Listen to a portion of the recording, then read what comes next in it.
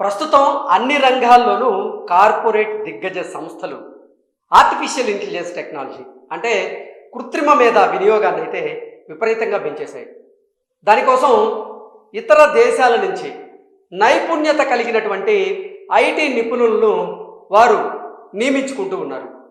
అయితే అమెరికాకు చెందినటువంటి కొన్ని కంపెనీలు ఇప్పటి వరకు భారత్, చైనాకి చెందినటువంటి ఐటీ నిపుణులు, అందులోనూ నైపుణ్యం కలిగినటువంటి ఐటీ నిపుణులు ఎవరైతే ఉన్నారో వారిని నియమించుకునేటువంటి ప్రయత్నం చేశారు. అందుకోసం అవసరమైతే H1B వీసాని కూడా వారికి ప్రొవైడ్ చేస్తూ వచ్చారు.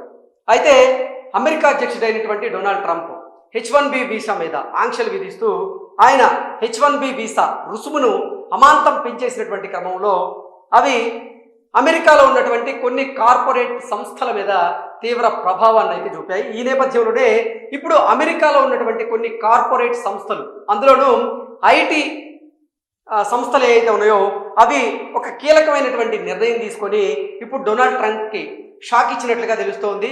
అదేంటి అంటే ఇప్పుడు H1B వీసా మీద నైపుణ్యం కలిగినటువంటి ఐటీ నిపుణులను ఇండియా నుంచి కానీ చైనా నుంచి కానీ అక్కడికి తీసుకువెళ్ళడం కష్టం కాబట్టి వారే ఇండియాలో వారి కార్యక్రమాలను అంటే చేసుకునేలాగా ఇక్కడ జీసీసీలను ఏర్పాటు చేసే క్రమంలో ఆలోచిస్తున్నారు అన్నట్లుగా కొన్ని వార్తలు అయితే వస్తూ ఉన్నాయి. ఇంతకీ ఈ జీసీసీలు ఏంటి?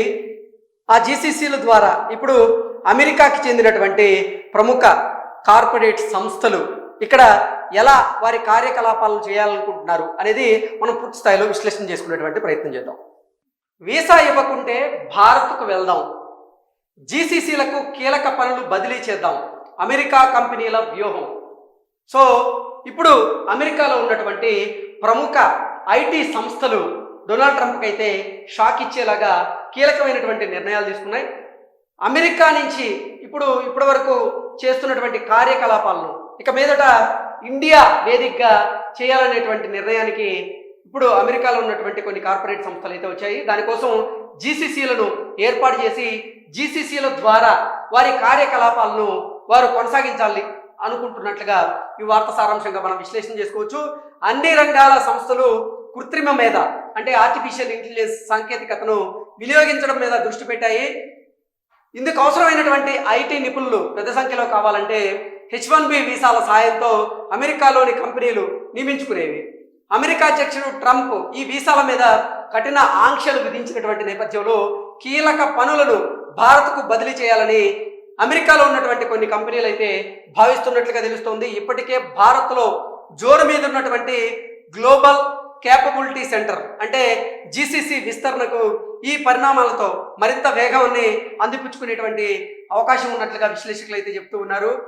H1B వీసా కొత్త దరఖాస్తు ఫీజును $2,000 నుంచి $5,000 నుంచి అంటే $2,000 నుంచి $5,000 ఉన్నటువంటి ఈ H1B వీసా దరఖాస్తు ఫీజును ఏకంగా $1,00,000 డొనాల్డ్ ట్రంప్ ప్రభుత్వం పెంచినటువంటి నేపథ్యంలో దీంతో నైపుణ్యం ఉన్నటువంటి విదేశీ సిబ్బందిపై ఆధారపడి కీలక నైపుణ్య అంతరాలను పూడ్చుకుంటున్నటువంటి అమెరికా కంపెనీల మీద ఇది తీవ్ర ఒత్తిడి అయితే పడుతుంది. అందుకే అవి భారత్ వైపు దృష్టి సారిస్తున్నట్లుగా తెలుస్తోంది. జీసీసీలు అంటే భారత్ అనేలా మన దేశంలో వాటి వ్యాప్తి అయితే కనిపిస్తోంది. 5వ అతిపెద్ద ఆర్థిక వ్యవస్థ అయినటువంటి మన దేశంలోనే అంతర్జాతీయంగా ఉన్నటువంటి జీసీసీల్లో సగానికి పైగా అంటే 1,700కు పైగా జీసీసీలు భారతదేశంలోనే ఉన్నాయి. విలాసవంత కార్ల డాష్ బోర్డ్ డిజైన్ల నుంచి ఔషధాలను కొనుగోలు చేసేటువంటి అత్యంత కీలక ఆవిష్కరణలకు సాంకేతిక సహకారాన్ని ఈ జీసీసీలు అందిస్తూ ఉన్నాయి. భారత్లోని జీసీసీల్లో అధునాతన నైపుణ్యాలు కలిగినటువంటి వారున్న విషయాన్ని అంతర్జాతీయ సంస్థలు అయితే గ్రహించారు. సో భారత్లో ఉన్నటువంటి 1700 జీసీసీల్లో నిజంగా ఈ ఐటీ రంగంలో నైపుణ్యం కలిగినటువంటి నిపుణులు ఎవరైతే ఉన్నారో వారు ఎక్కువగా ఈ జీసీసీల్లో ఉన్నారు అన్నట్లుగా అంతర్జాతీయంగా కొన్ని సంస్థలు గ్రహించాయి. అందుకే ఇప్పుడు జీసీసీ వైపు వారు మొగ్గు చూపుతున్నారు. అదే ముఖ్యంగా భారత్లో ఉన్నటువంటి జీసీసీల వైపు మొగ్గు చూపుతున్నారు అన్నట్లుగా ఈ వార్త సారాంశాన్ని మనం విశ్లేషణ చేసుకోవచ్చు. అందుకే అమెరికా నుంచి ప్రాజెక్టుల్లో కీలక పనులన్నింటినీ జీసీసీలకే తరలించేటువంటి ప్రక్రియ చోటు చేసుకుంటుంది అన్నట్లుగా సమాచారం అయితే అందుతోంది. ఆర్థిక సేవలు, టెక్ రంగాల్లో ప్రభుత్వ కాంట్రాక్టులు ఉన్నటువంటి కంపెనీలు భారత జీసీసీల మీద సానుకూలంగా ఉన్నట్లుగా తెలుస్తోంది. ట్రంప్ వీసా ఆంక్షలు మార్పులు అంటే ట్రంప్ వీసాల విషయంలో అంటే ముఖ్యంగా H1B వీసా విషయంలో కఠిన ఆంక్షలు విధించినటువంటి నేపథ్యంలో ఆ ఆంక్షలు కనుక అతను సడలించకపోతే ఇక రానున్నటువంటి రోజుల్లో ఖచ్చితంగా అమెరికాకి చెందినటువంటి ఈ కార్పొరేట్ సంస్థలు ఏవైతే ఉన్నాయో అవి భారత వేదికగా ఉన్నటువంటి జీసీసీల ద్వారా వారి కార్యకలాపాలను చేసుకోవాలన్నటువంటి ఆలోచనకు వచ్చినట్టుగా తెలుస్తోంది.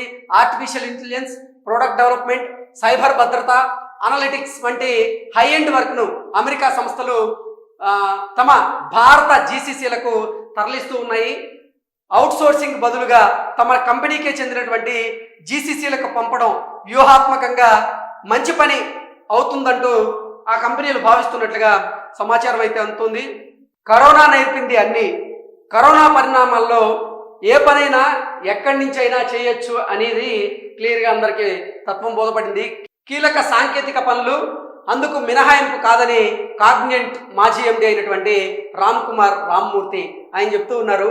ఎందుకంటే కరోనా సమయంలో మనం చూసుకున్నట్లయితే అన్ని కార్పొరేట్ సంస్థలు కూడా ముఖ్యంగా ఐటీ రంగంలో ఉన్నటువంటి కార్పొరేట్ సంస్థలు ఆ సంస్థల్లో పనిచేస్తున్నటువంటి ఉద్యోగులు ఎవరైతే ఉన్నారో వారికి వర్క్ ఫ్రమ్ హోమ్ అనేటువంటి ఫెసిలిటీస్ని కల్పించాయి. సో ఇప్పుడు నిజంగా సాంకేతిక పనులు కూడా వర్క్ ఫ్రమ్ హోమ్ అనేది మినహాయింపు కాదంటూ కూడా కాగ్నియంట్ మాజీ ఎండి అయినటువంటి రామ్మూర్తి ఆయన చెప్తూ ఉన్నారు. ఈ తరుణంలో అమెరికా నుంచి భారత్, మెక్సికో, కెనడాలకు కీలకమైనటువంటి పనులను తరలించేటువంటి అవకాశం ఉందని ఒక రిటైల్ జీసీసీ భారత అధిపతి అయినటువంటి ఒక అతను అంచనా వేస్తూ ఉన్నారు.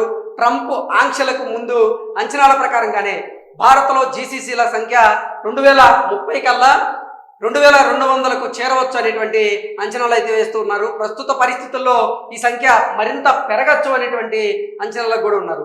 భారత్లో జీసీసీలు నెలకొల్పినటువంటి అమెరికా దిగ్గజ కంపెనీలు ఏంటి అనేది ఒకసారి కనుక మనం చూస్తే మైక్రోసాఫ్ట్ భారత్లో జీసీసీని నెలకొల్పింది.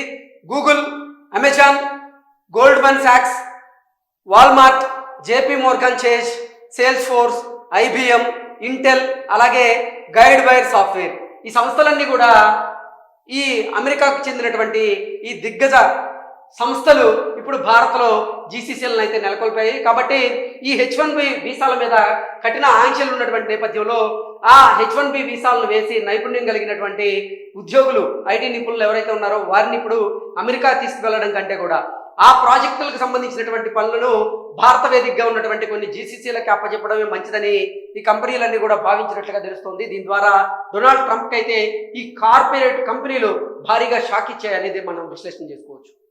Thank you so much.